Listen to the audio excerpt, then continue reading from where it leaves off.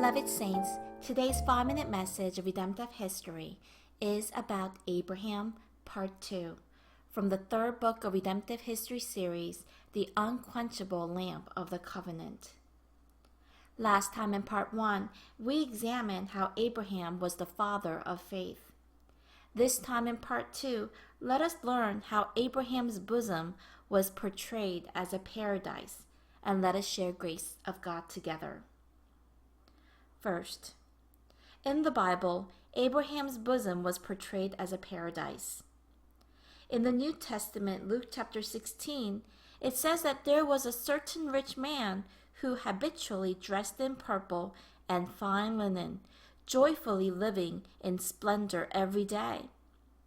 However, this rich man died and went to Hades, where he was in extreme torment in the flames of fire.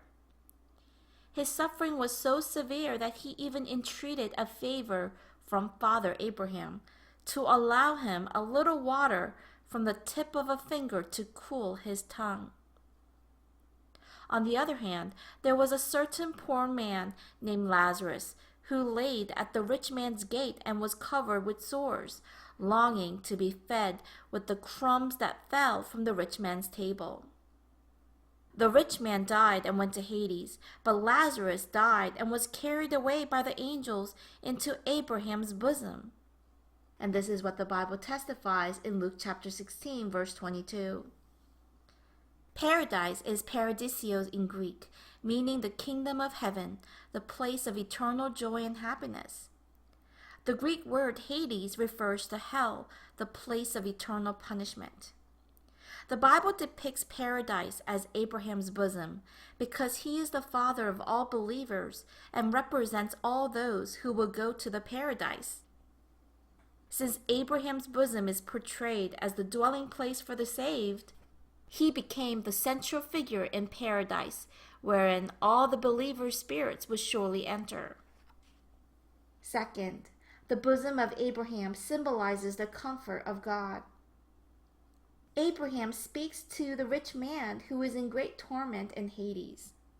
In Luke chapter 16, verse 25, it says, Abraham replied, "Son, remember that in your lifetime you received your good things, while Lazarus received bad things. But now he is comforted here, and you are in agony." Everyone, the rich man lived in great comfort on earth, but he did not believe in God, and he did not help the poor. As a result, he entered into Hades, or hell, and was in great agony. On the other hand, Lazarus was a poor man, a beggar on this earth, and he lived in such suffering.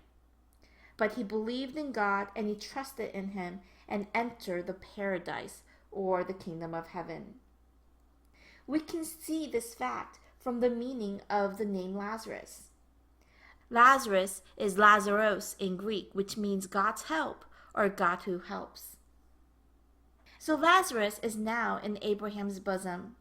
All of the suffering and pain that he has experienced and received have instantly disappeared, and now he is receiving comfort in the paradise and the kingdom of heaven. And the Bible testifies this in Luke chapter 16, verse 25, when it says, "Now he is comforted here."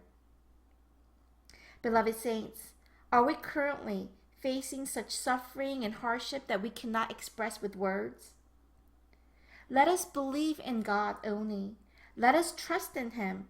Then all of our problems will definitely be solved. Let us all arrive in the paradise, the kingdom of heaven, and be in the bosom of Abraham and receive the comfort of our Father God.